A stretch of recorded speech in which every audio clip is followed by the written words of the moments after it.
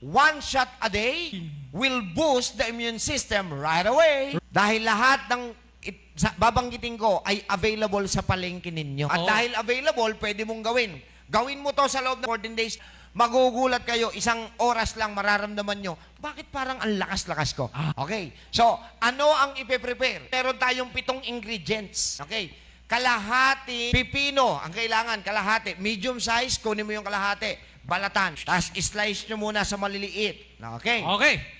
2 clove ng garlic, kailangan balat din. Kalahating inch ng luya. Pwedeng dilaw, pwedeng puti.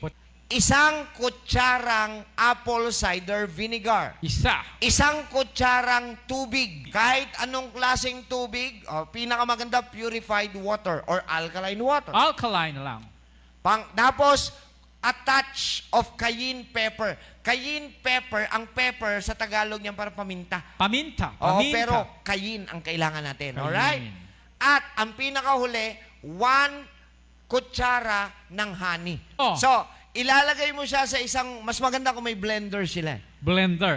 Pag na-blender na, salain, sa strainer. Yung lalabas sa sala, isang ganito. Kung lalagpas, itabi nyo, pero yun na yung pagsalang pagkasala na strainer nyo na. Iinumin mo po yun, 1 shot araw-araw. Pagkatapos mong inumin yon, huwag ka munang uminom ng tubig. Bumilang ka ng 20 seconds. Pagkabilang mo ng 20 seconds, pwede ka nang uminom ng tubig na ganitong karami rin, pantulak. Aabangan mo ngayon, pakiramdaman mo yung sarili mo, after 1 hour, bakit?